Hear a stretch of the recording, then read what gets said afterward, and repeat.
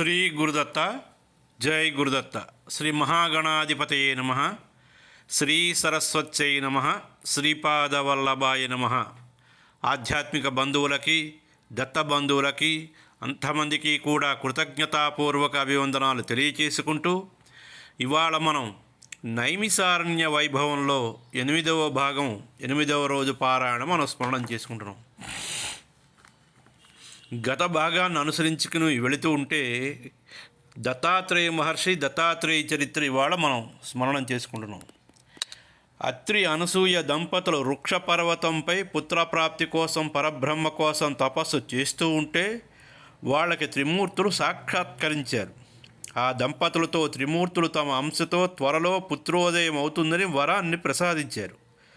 అత్రి మహాముని వారితో తాము ఏకీకృత స్వరూపమైనటువంటి పరబ్రహ్మ కోసం తపస్సు చేస్తూ ఉంటే త్రిమూర్తులు ప్రత్యక్షమవటంలో అంతర్యామిత్వం ఏమిటి అని త్రిమూర్తుల్ని ప్రశ్నించాడు. దానికి వారు తాము పరబ్రహ్మకి ప్రతినిధులమని, త్రిమూర్తుల తాలూకా ఏకీకృత స్వరూపమే పరబ్రహ్మమని తెలియజేశారు. వారితో అత్రి మహాముని ఏకీభవించక తనకు పరబ్రహ్మ తాలూకా ఏకీకృత స్వరూప దర్శనం కావాలని అడిగితే పరబ్రహ్మ కోసం తపస్సు కొనసాగించమని అత్రి మహామునికి తెలియజేశారు. త్రిమూర్తులు తెలియజేసిన వెంటనే అంతర్ధానం అయిపోయారు, వాళ్ళు అదృశ్యం అయిపోయారు. అత్రి దంపతులు కఠోరమైనటువంటి దీక్షతో మరికొంతకాలం తపస్సు చేస్తూ ఉండగా 6 భుజాలతో దివ్యకాంతులీనుతున్నటువంటి స్ఫటికంలా నిర్మల వదనంతో వారికి పరబ్రహ్మ సాక్షాత్కరించాడు. తనది యోగిరాజు అనే నామధేయం కలిగినటువంటి పరబ్రహ్మమైనటువంటి దత్తాత్రేయ స్వరూపమని వరం కోరుకోమని ఆ దంపతులను అడిగారు. మీ దివ్యమంగళ స్వరూపమే మాకు పుత్రుడిగా జన్మించాలని అత్రి దంపతులు పరబ్రహ్మ స్వరూపుడైనటువంటి యోగిరాజును కోరారు. వారు త్వరలో మీ కోరిక నెరవేరగలదునని అత్రివరదుని రూపంలో దత్తాత్రేయుడు ఆ దంపతులకి వరాన్ని ప్రసాదించాడు. అత్రికి వరదానం చేయడం కోసం విడివడినటువంటి త్రిమూర్తులు తిరిగి ఏకీకృత రూపాన్ని దాల్చి పరబ్రహ్మమైనటువంటి యోగిరాజు రూపాన్ని అత్రికి సాక్షాత్కరించారు. ఈ సందర్భంలో అత్రి దంపతులకి సాక్షాత్కరించినటువంటి స్వరూపమే యోగిరాజు వారికి వరదానం చేసినటువంటి స్వరూపం అత్రివరదుడు. ఈ 2 స్వరూపాలు దత్తాత్రేయుడు వారివే కాబట్టి దత్తునిది పరబ్రహ్మ స్వరూపంగా తెలియజేయబడింది. మరొక సందర్భంలో ముని శాపగ్రస్తుడైనటువంటి తన భర్త ప్రాణరక్షణ కోసం సుమతి అనే మహాపతివ్రత సూర్యోదయాన్ని నిరోధిస్తే దాని ఫలితంగా లోకాలు తల్లడిల్లిపోతూ ఉంటే అనసూయ త్రిమూర్తుల కోరిక ప్రకారం సుమతికి నచ్చజెప్పి ఆమె భర్త ప్రాణాలను కాపాడి సూర్యోదయానికి దారి సుగమం చేస్తుంది. దానికి కృతజ్ఞతగా త్రిమూర్తులు ఆమెకు పుత్రునిగా జన్మిస్తామని వరప్రదానం చేశారు. ఇది ఒక దృష్టాంతం. మరొక సందర్భంలో భార్యల కోరిక మేరకు అనసూయామాత యొక్క పాతివ్రత్యాన్ని పరీక్షించవచ్చి త్రిమూర్తులు భంగపడితే అనసూయామాత కోరిక ప్రకారం త్రిమూర్తుల అంశతో దత్తుడు అయోనిజుడిగా జన్మించాడు. ఆత్రేయస గోత్రానికి చెందినవాడు కాబట్టి దత్తాత్రేయుడిగా ప్రసిద్ధి చెందాడు. దత్తుడు కృతయుగంలో వైశాఖ బహుళ దశమి గురువారం నాడు రేవతి నక్షత్రయుక్త మీనలగ్నంలో అవతరించాడు. సత్వగుణం కలిగినటువంటి దత్తాత్రేయునికి అతని సోదరుడైనటువంటి చంద్రుడు మరియు దూర్వాసుడు ధారాదత్తం చేసినటువంటి తమోరజ గుణాలు అధిగమించి నిర్గుణుడైనటువంటి యోగి పుంగవుడు అయ్యాడు. చిన్నతనంలో ఎన్నో ఆధ్యాత్మిక చమత్కారాలు చేసి ఆశ్రమవాసులని అబ్బురపరిచి వారికి పరీక్షలు పెట్టాడు. పెరిగి పెద్దవాడై సహ్యత్రి పర్వతం చేరి అక్కడ ఉన్నటువంటి మాతాపురంలో అమలకాఖ్యాశ్రమము, చూడండి దీన్ని కొన్ని సందర్భాల్లో అమలక ఆశ్రమం అంటారు, కానీ ఇక్కడ మనకి ఏమిటి అంటే అమలక్యాశ్రమము అని మనకి ఆ పేరుతో ఆశ్రమం నిర్మించుకుని తనను చేరినటువంటి భక్తులను రక్షిస్తూ బోధగురువుగా ఆది గురువుగా వినతికెక్కాడు, ఖ్యాతి చెందాడు. అమలక ఆశ్రమం అని కొన్ని గ్రంథాలలో ఉంటుంది, అమలక్య ఆశ్రమం అని కొన్ని గ్రంథాలలో ఉన్నది. అది దత్తాత్రేయ స్వామి దేహం ముగ్ధ మనోహరంగా ఎంతో సుందరంగా ఉంటుందని వారి నిండు కొలువును సూతముని వివరించాడు. ఆయన ఆకారం ఇంద్రనీలమణిలా ఉంటుంది. ఆయన కాంతి వెన్నెల్లా ఉంటుంది. ఆయన చిరుకేశాలు కదులుతూ వైఢూర్యంలా మెరుస్తూ ఉంటాయి. విశాలమైనటువంటి వక్షస్థలాలు కలిగినటువంటి వారి 6 అరికాళ్ళు ఎర్రని తామర పూలలా ఎంతో అందంగా ఉంటాయి. మృగచర్మాన్ని వస్త్రంగా ధరిస్తారు. మందార వృక్షం దాని క్రింద ఉన్నటువంటి గల మణిపీఠంపై సిద్ధాసనం వేసుకుని చతుర్వేదాలు, కామధేనువు, సాధుసత్తాలు, యోగులతో, సిద్ధులతో, మరెన్నో వర్ణాతీతమైనటువంటి మహానుభావుల సమక్షంలో నవ్వు ముఖంతో నిటారుగా కూర్చుని దత్తాత్రేయుడు కొలువై ఉంటాడు. విష్ణు అవతారాలలో దత్తావతారం సర్వశ్రేష్టమైనది. గతంలో నైమిసారణ్యంలో జరిగినటువంటి సత్సంగంలో కోరిన వెంటనే ప్రత్యక్షమై మానవుల సాలుక సంకల్పాలు శీఘ్రంగా నెరవేర్చేవాడు ఎవరని వేదవ్యాస మహర్షిని అనేక మంది ఋషులు ఒక్కసారిగా ఆతృతతో ప్రశ్నిస్తే వారితో మహర్షి సత్య జ్ఞాన స్వభావాలు కలిగినటువంటి దత్తాత్రేయుడే సర్వాభీష్టాలను తీర్చగలిగినటువంటి సర్వసమర్థుడు అని తెలియజేశారు. పూర్వం దరాధనుడనే మహర్షి ఉండేవాడు. ఆ ముని ఒక్కసారి దిగంబరుడైనటువంటి దత్తాత్రేయ స్వామిని స్మరించగానే వారు ప్రత్యక్షమే ఆ మునితో నన్నెవరైనా స్మరిస్తే వెంటనే వారికి సాక్షాత్కరించి భక్తుల అభిష్టాలని సత్వరమే నెరవేరుస్తానని ఆ మునికి సర్వాభిష్టాలను తీర్చే వారి వజ్రకవచాన్ని ఉపదేశించాడు. అందుకే దత్తాత్రేయుని స్మతృగామి అంటారు. స్మతృగామి అంటే స్మరించినంత మాత్రానే వచ్చి ప్రత్యక్షమయ్యేవాడు అని అర్థం. గామి అంటే వచ్చి ప్రత్యక్షమయ్యేవాడు, ఆదుకునేవాడు, రక్షించేవాడు అని. అంటే పిలిచిన వెంటనే సాక్షాత్కరించేవాడు అని అర్థం. దత్తుడు తన అవతార కార్యక్రమం ముగించకుండా నేటికి కూడా సూక్ష్మ రూపంలో నీలగిరి శిఖరంలో ఉన్న శ్రీశైల శిఖరము, శబరిగిరి శిఖరము, సహ్యద్రి శిఖరము, గిరినార్ శిఖరంలో సంచరిస్తూ ఉంటారు. దిక్కులే అంబరముగా వస్త్రమును కలిగినటువంటి వీరు దిగంబరులని ప్రఖ్యాతి చెందారు. సహ్యద్రిలో వారు యోగనిష్ఠులయ్యారు. వారి నాద సాంప్రదాయానికి చెందినటువంటి గోరక్షనాథునికి క్రియాయోగం ఉపదేశించారు. జ్ఞానేశ్వరుడనే యోగికి కేచరీ ముద్రలో కూర్చున్నటువంటి నిరాకార యోగి రూపంలో దర్శనమిచ్చి వీరు దేశకాలములకు అతీతులు కాబట్టి వీరి సన్నిధిలో భూత భవిష్యత్ వర్తమానాలు వేరేగా ఉండవు. అక్కడంతా నిత్యవర్తమానమే. శైవము వైష్ణవము వేరువేరు శాఖలు అనుకునే వారికి రెండూ ఒకటే ఈయన సమక్షంలో. శివకేశవుల అభిన్నులని దత్తాత్రేయ అవతారం రుజువు చేసింది మనకి. తన ప్రముఖ భక్తుడైనటువంటి కార్తవీర్యార్జునునికి దత్తాత్రేయుడు సప్తగాథ ఉదాహరణలను తెలియజేసి అతనికి తత్వాన్ని ఉపదేశించాడు. పరశురాముడికి మాఘస్నాన మహత్యం, ఆచార వ్యవహారాలు, ధర్మ మార్గాలు, సాధకులకు నిత్యానుష్ఠాన యోగాలు, సప్తమి స్తపన వ్రతము, అనంతవ్రతము మొదలైనటువంటి వాటి గురించి తన బోధనలో తెలియజేశాడు.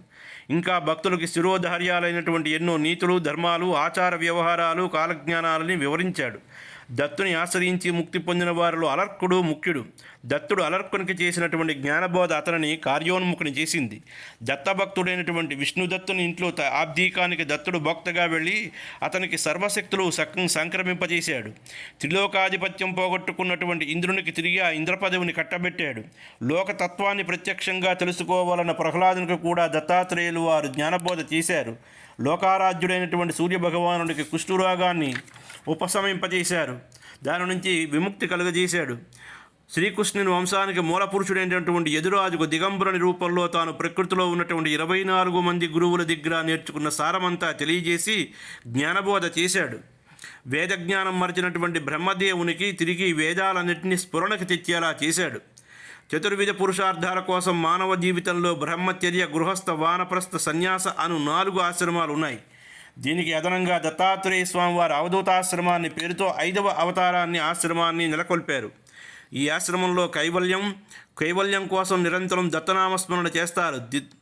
దివ్యమైనటువంటి దత్తమంత్రాలు ఋషి పరమేశ్వరుడు దత్తమంత్రానికి బీజాక్షరం ద్రాం అని చెప్పబడింది. ఓం ద్రాం దత్తాత్రేయ నమః అన్నది వారి మూలమంత్రం. విశ్వశక్తి యావత్తు ఆ మంత్రంలోనే ఉన్నది. ఈ మంత్ర స్మరణతో పరిపూర్ణ దత్తానుగ్రహం పొందవచ్చు. ఆకలితో ఉన్నవారిని చూస్తే దత్తాత్రేయుడు ఎంతగానో చింతిస్తాడు. దత్తుడు అల్పసంతోషి. దత్తాత్రేయుని పేరుతో అన్నదానం చేస్తే సర్వశుభాలు కలుగజేస్తాడు. దత్తాత్రేయ స్వామి వారు 3 శిరాలతోని 3 శిరస్సులతోని 6 భుజాలతోని 4 కుక్కలతోని ఆవుతోని ఉంటారు. వీరి 3 శిరస్సులు త్రిమూర్తులకు ప్రతీకలుగా సృష్టి, స్థితి, లయ స్వరూపాలు. వారి కాళ్ల చెంతలున్నటువంటి 4 కుక్కలు ఆ రూపంలో ఉన్నటువంటి వేదాలు. ఆ కుక్కలు కూడా ఆడకుక్కలువి. ఆడకుక్కలంటే వేదానికి ప్రతిరూపమే స్త్రీ రూపము. ఈ కుక్కలు నిర్విరామంగా వారి పాదాలను నాకుతూ ఉంటాయి. మనస్సు మాయ వంటిది. ఆ మాయను కామధేనువుగా మార్చి తన వద్దనే ఆవు రూపంగా దత్తాత్రేయులు వారు ఉంచుకున్నారు. స్వామి చేతిలో ధరించినటువంటి మాల సర్వ వ్యవహారములకు మూలమైనటువంటి అక్షరమాల.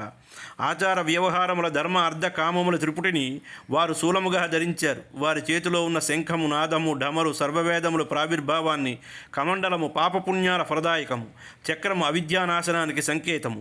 దత్తాత్రేయుని యోగశక్తి అనఘాదేవి, అదే వారి అర్ధనారీశ్వర తత్వస్వరూపం. దత్తుడు శివ సాక్తైక స్వరూపము. దత్తానుగ్రహం పొందాలంటే వారి తీవ్రమైనటువంటి పరీక్షలను తట్టుకుని నిలబడాలి. దత్తాత్రేయుని స్వభావంలో 3 ముఖ్య లక్షణాలు గోచరిస్తాయి. మొదటిది, వారు స్మరణ సంతుష్టులై స్మరించగానే కదలి వస్తారు. అందుకే వారిని స్మృతులుగామిగా కీర్తిస్తారు.